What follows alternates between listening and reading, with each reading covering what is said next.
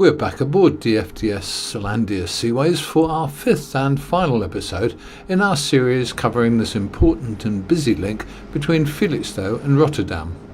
That's Rotterdam now astern as the crew continue with their schedule of deck work.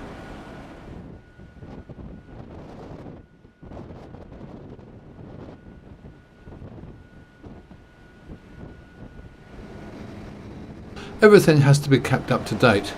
Equipment checked over and in working order, regardless of how infrequently it's used. It has to be working and ready for operation. As we move away from the busy approaches to Rotterdam, the captain leaves the ship in the hands of one of the officers, but he's still available if needed. Yes, I like it, and I'm still learning every day. I started sailing 3 years ago. I started working like OS on Suecia, on sistership. Right. Then I get promotion, I am on Selandia. And was that straight from college? From school or? No, I was looking for a job for a long time, Right. maybe something like 2 years. But if I start, then DFDS it's going pretty fast. Right. Now I am officer. What do you have, 3 months on and 3 months off? 6 weeks and 6 weeks. 6 weeks each way.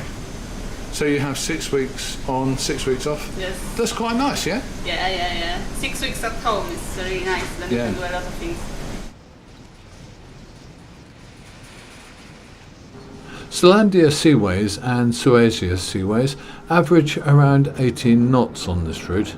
That's just under 21 miles an hour. But both ships can sail at 21.5 knots flat out, which is just less than 25 miles an hour.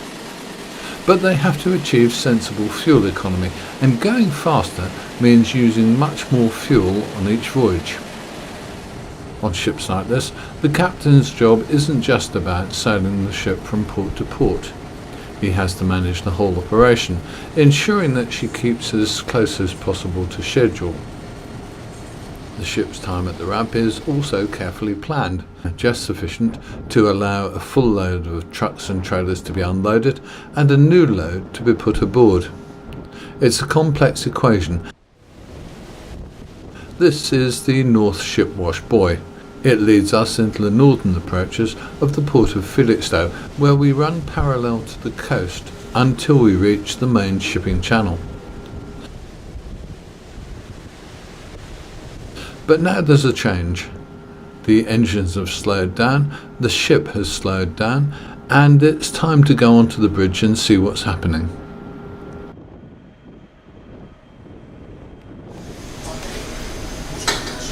So now we are down to 6 knots because we are waiting. Outbound traffic from Felixstowe, one of the big Maersk. These supersized container vessels are actually leaving right now, and they require a clear run, as we call it, around the beach end, because they don't like to leave other ships in the corner, and it's actually understandable.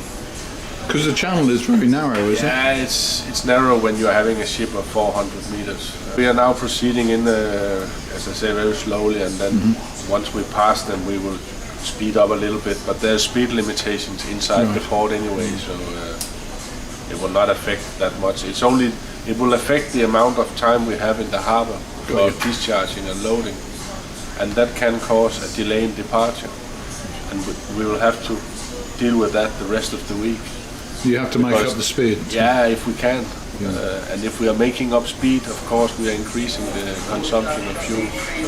Because that's one of the things that's got to be always in your mind these days, isn't it? Fuel consumption. It is. It's a huge deal with all companies these days, and also in DFDS we're still looking for savings here and there and everywhere, especially the engine department are inventing stuff all the time to improve and how we can save and squeeze more out of each drop of oil.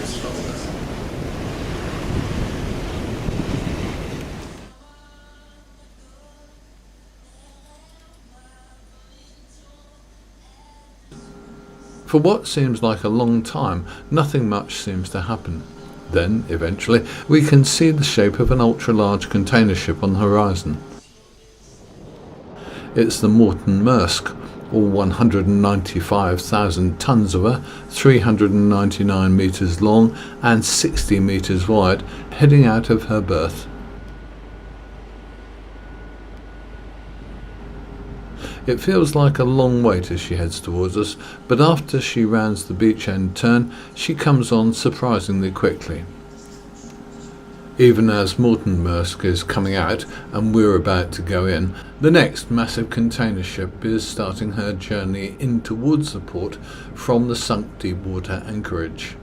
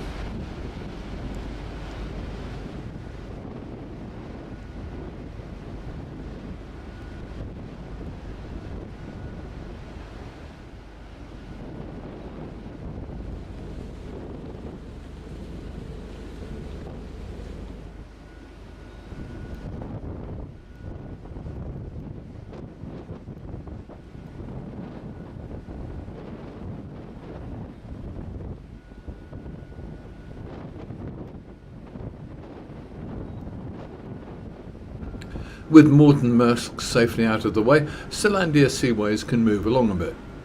She can easily pass by smaller ships in the channel, but the modern sea monsters are a bit daunting.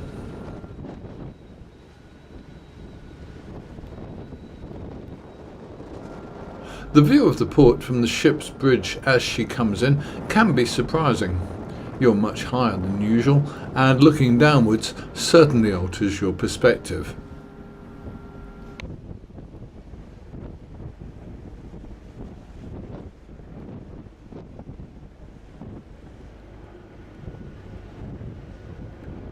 This is the new extension to Felixstowe's berths 8 and 9 complex. 190 metres of additional quay, which will enable this area to handle 2 400-metre long ships at the same time. It's due for completion later in 2015. Now it's that twice-a-day moment that Captain Stevenson says makes his job the most interesting. That's putting the 200-metre-long Selandia Seaways into place alongside the quay, stern on to the ramp. The crew are in position, so let's see it happen.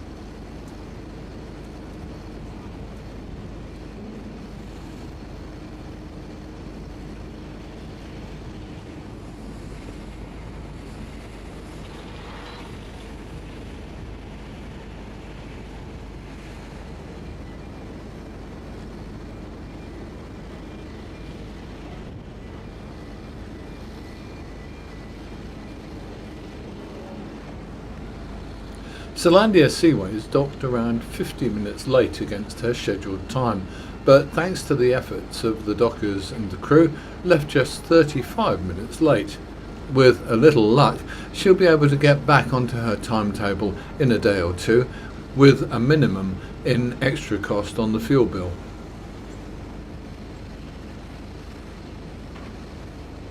And that's the end of our series, filmed aboard DFDS Suecia Seaways and Selandia Seaways by kind permission of DFDS Seaways and with the help and support of the masters and crews of both ships and the DFDS terminal staff at Felixstowe and Rotterdam.